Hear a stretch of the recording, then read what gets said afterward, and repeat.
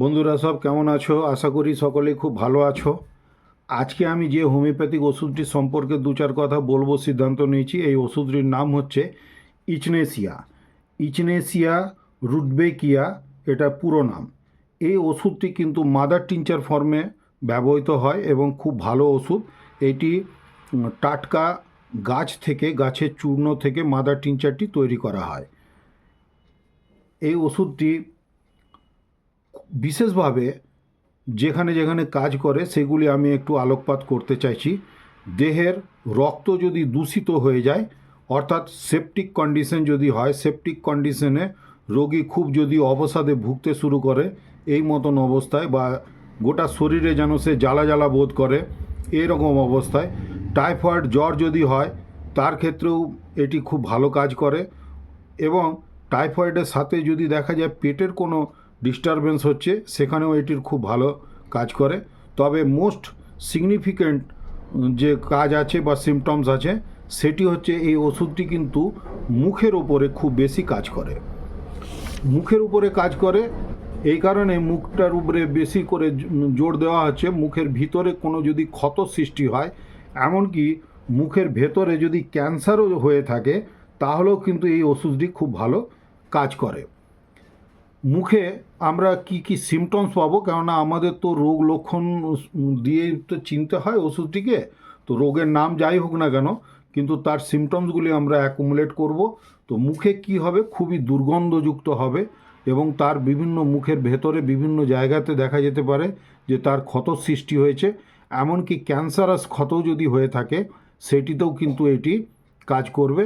সেই ক্ষতর থেকে রক্তপাত হতে পারে এবং জীবেও ক্ষত হতে পারে এবং জীবটি সেই কারণে হয়তো দেখা যাবে ফুলে গেছে, ফোলা, দুপাশে লাল ভাব হয়ে ফুলে থাকবে এবং মাঝখানটি কিন্তু সাদা থাকবে। এটি খুব একটি পিকুলিয়ার সিমটমসের মধ্যে পড়ে যাচ্ছে, যে এই রোগীর জিভটা দেখলে আমরা দেখতে পাবো দুপাশটি লাল হয়ে ফোলা এবং মাঝখানটি সাদা হয়ে থাকবে। এই রকম যদি সিমটমস আমরা পাই, সেই ক্ষেত্রে কিন্তু আমরা এই ইচনেসিয়া ওষুধটির কথা ভাববো। ইচনেসিয়া ওষুধটি এই ক্ষেত্রে খুবই উপযুক্ত কাজ করবে। এই ক্ষতগুলো, অর্থাৎ জখম বা যাই বলা হোক না কেন, এই ক্ষতগুলি হচ্ছে কিন্তু দীর্ঘদিন ধরে হয়তো হয়েছে, এই মতন অবস্থায় আমরা কিন্তু রুগীকে দেখতে পাবো। তো এখানে তাহলে আমি যেগুলো আলোচনা করলাম সেগুলির মধ্যে তাহলে ক্যান্সার, যদি মুখের মধ্যে ক্যান্সার হয়, মাউথ ক্যান্সার হলে কিন্তু এটি খুব ভালো কাজ করবে। আচ্ছা, গামের মধ্যে যদি হয় তাও কাজ করবে। গাম ব্লিডস ইজিলি, এখানে গাম থেকে আমরা একটা রক্তপাত দেখতে পেতে পারি। আর মুখের ঠোঁটের কোনাগুলো খুব বেশি, তাদের কিন্তু ক্র্যাক দেখতে পাওয়া যাবে।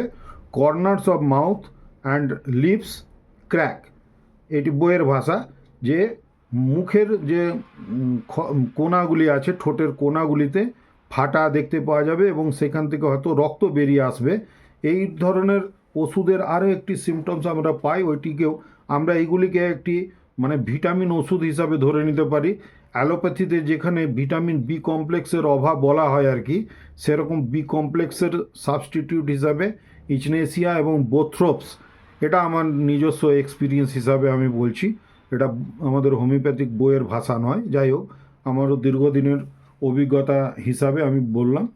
তো এই ওষুধটি কিন্তু এরকম যখন যদি আমরা জখম পেয়ে যাই, তাহলে সেখানে আমরা ইউজ করতে পারি। টাং ড্রাই অ্যান্ড সোলেন, অর্থাৎ জিভটি কিন্তু ড্রাইনেস থাকবে, ফোলা থাকবে, কথাটা আগেও বলেছি। আর প্রচণ্ড তার মধ্যে জ্বালা যন্ত্রণা, ইচিং এগুলো আসতে পারে। আর জিভটি সাদা হতে পারে, কখনো কোনো পেশেন্টের ক্ষেত্রে একটু ব্রার্নিশ দেখতে পারি। এইগুলি সিমটমস মোটামুটি আমরা দেখলে, আর ওই যে বলেছি যে হোয়াইট ইজ কোটেড, মানে মিডল অফ দ্য টাং, আর সঙ্গে এডজেসগুলো অর্থাৎ ধারগুলো, সাইডগুলো কিন্তু রেডনেস থাকবে, পাফিনেস থাকবে। এই রকম অবস্থায় কিন্তু আমরা এটিকে ব্যবহার করতে পারি। ইচনেসিয়া মেডিসিনটি সেখানে খুবই উপযুক্ত। এই ইচনেসিয়া ওষুধটি তখন 7 থেকে 10 ফোঁটা করে, মাদার টিনচার ফর্মে 7 থেকে 10 ফোঁটা করে আধ কাপ জলে মিশিয়ে সারাদিনে 3 বার করে যদি খাওয়া যায়, আর একটু উষ্ণ গরম জল যদি হয়, তাহলে কিন্তু খুব অভ্যর্থ ওষুধ বলে মানা যেতে পারে। এবং এই ওষুধটি it promotes the flow of saliva, অর্থাৎ এই ওষুধ মানে এই রুগীর ক্ষেত্রে দেখা যাবে যে তার কিন্তু প্রফিউজ স্যালাইভেশন দেখতে পাওয়া যেতে পারে। এই মতন এইটির বিশেষ কিছু লক্ষণ নিয়ে আমি আলোচনা করলাম।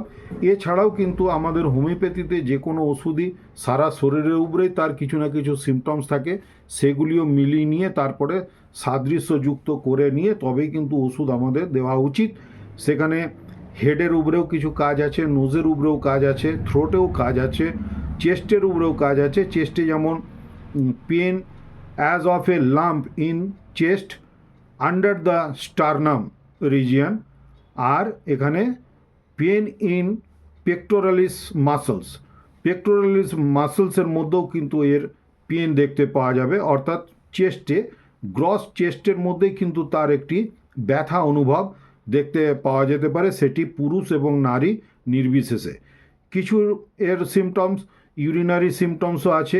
ইউরিনারি সিমটমসের মধ্যে অ্যালবুমিনাস হয়ে থাকে ইউরিনটি এবং স্ক্যান্টি, আর বারে বারে প্রস্রাব যেতে চাইবে, আর কখনো কখনো দেখা গেছে যে ইনভলেন্টারি ইউরিনেশনও হয়ে যেতে পারে। ফিমেলের ক্ষেত্রেও বেশ কিছু সিমটমস আছে, সবগুলো তো একটি ভিডিওর মধ্যে আলোচনা করা সম্ভব নয়। তবে যদি তোমরা ইন্টারেস্ট দেখাও, এই ভিডিওটিকে একটু লাইক, শেয়ার, সাবস্ক্রিপশন যদি আরও বাড়ে, তখন আমি ফুল ডিটেলস সম্পর্কে এক একটি ওষুধ ধরে ধরে আমি চিকিৎসার কথা বলবো। এটি এক্সট্রিমিটিসের উপরেও কাজ আছে কিছু। এক্সট্রিমিটিসে যেমন একিং in limbs and general lassitude, এটি থাকতে পারে। স্কিনের উপরেও কাজ আছে। স্কিনে হচ্ছে রেকারিং বয়েলস, কার্বঙ্কলস, এর মধ্যেও খুব ভালো এই সিমটমস পেলেও কিন্তু আমরা এটিকে ব্যবহার করতে পারি। এবং সবচেয়ে বড় জিনিস, এটি কিন্তু লিম্ফ্যাটিক এনলার্জমেন্ট, অর্থাৎ লিম্ফ গ্ল্যান্ডের যদি এনলার্জমেন্ট দেখতে পাওয়া যায়, সেখানেও কিন্তু এটির কাজ আছে। এছাড়াও আরও একটি কথা না বললে নয়, যেটি হচ্ছে এখানে ওল্ড টিবিয়াল আলসার্স, অর্থাৎ টিবিয়াল রিজিয়ানে কিন্তু যদি আলসার হয় বা গ্যাংরিন হয়ে যায়, অর্থাৎ পায়ের দিকটাতে যদি গ্যাংরিন হয়ে যায়, সেই ক্ষেত্রেও কিন্তু আমরা ইচনেসিয়া এই ওষুধটি ব্যবহার করতে পারি। এই সবের ফলস্বরূপ আমরা কিন্তু রুগীর মধ্যে একটি জ্বর পেতে পারি।